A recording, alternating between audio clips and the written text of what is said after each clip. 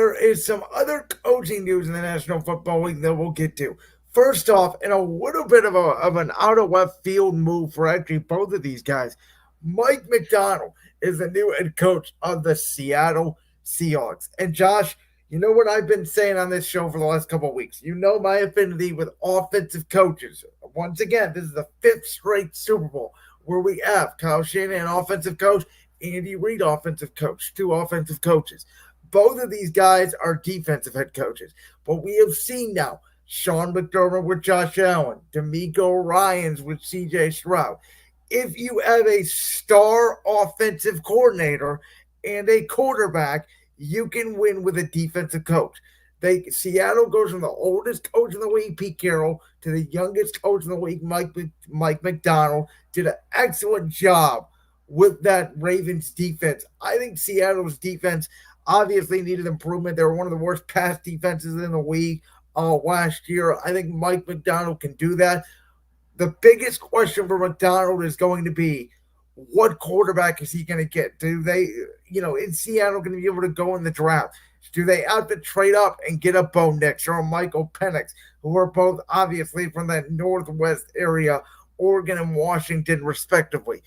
Do they go after another quarterback? Like, I think Seattle's first round pick has to be a quarterback. I like their young weapons. I like their offensive line.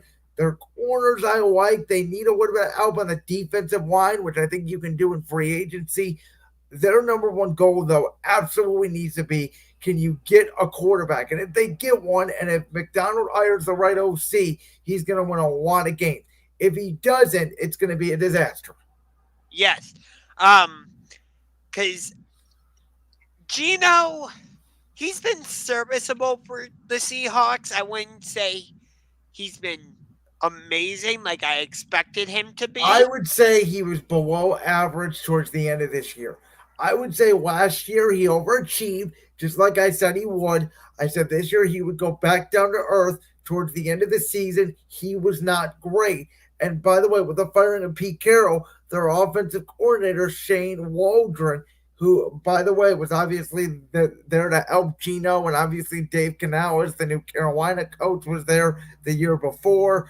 But they're out of the building now. So I don't think Seattle has hired an OC yet. It'll be really interesting to see what they do, and will that decision impact who they draft at the QB position.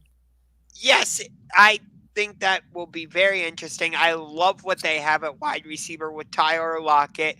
I actually got to meet him when I was up in Seattle for the Browns Seahawks game.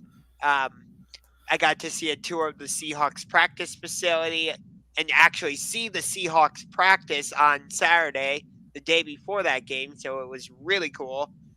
But I love DK Metcalf. Kenneth Walker at running back has been really good for the Seahawks so far. So they have good offensive pieces.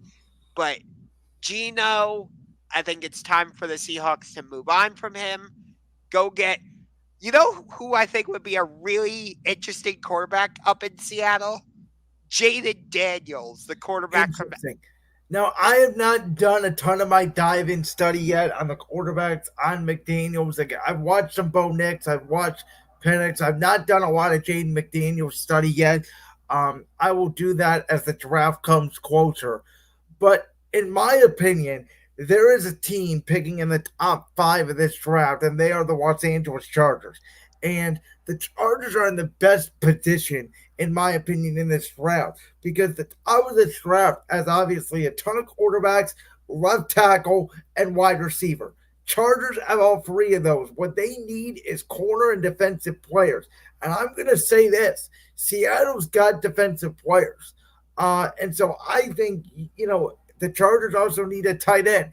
If you're Seattle, do you offer up one of your safeties or your corners, plus maybe a Noah Fant, plus your first round pick to go up there from wherever they're at, 18 maybe or 17, wherever they're at, to 5 to go get that franchise quarterback? Because I think that's a reasonable. I think it's Seattle and Atlanta are going to be the two teams that we should watch that could potentially move up. And I think the Chargers are that perfect spot at number 5 to move up. So let's jump over to the other team in this discussion. Yeah, this is interesting. Obviously, I'm going to start here because they are in my division.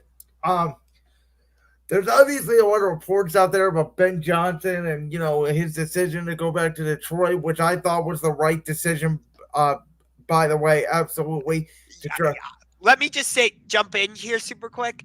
Remember what I was saying? Like, I think I said at halftime of the Rams game, the Lions should have just Yeah. given Ben Johnson a contract extension right then and there. So there's an element that, there's only 32 jobs opening. You should take it. There's another thought that you should wait for the perfect job. And there really was only one perfect job this year, in my opinion, and that was the Chargers.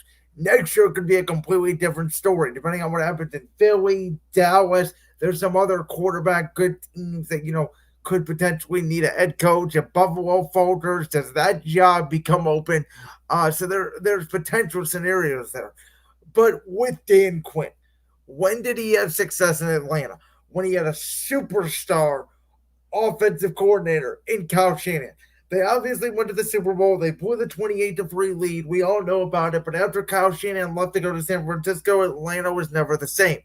Now he brings in Cliff Kingsbury, who obviously last year worked with Caleb Williams. He worked with Kyler Murray as the head coach of the Arizona Cardinals. I am very fascinated to see, Josh, because I am hearing a lot out there about from Caleb Williams' camp how they are not sure about the new Chicago brass and leadership. Obviously, they bring in Shane Waldron from Seattle as their offensive coordinator. Um, whatever Chicago wants to do, I'm very curious.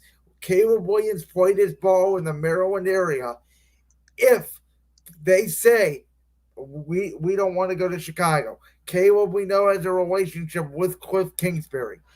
Is there a world out there? Because I think it's actually a more feasible one than people that Caleb Williams actually becomes a member of the Washington Commanders rather than a member of the Chicago Bears. Now, after the number one pick, I heard there's not a consensus on Drake May. Some people love Drake May, some people don't love Drake May. I think he's going to take a Will Levis type of fall in this draft. I really do. So it's very interesting because at one point Drake May was pegged as the number two pick. It was Williams, then May, then everybody else. I think it's now sort of turned into Williams and then everybody else. So I'm interested. And Sanders, we know that they have new ownership now. We know the pieces that they have offensively. They need a quarterback. And if Dan Quinn is going to be the CEO and can get the defense right and they get the quarterback right, they're going to win games. They always give my Eagles trouble. Before they quit on Ron Rivera, they always gave Dallas trouble. So, Washington, there's elements there, but just like Seattle, very similar situation.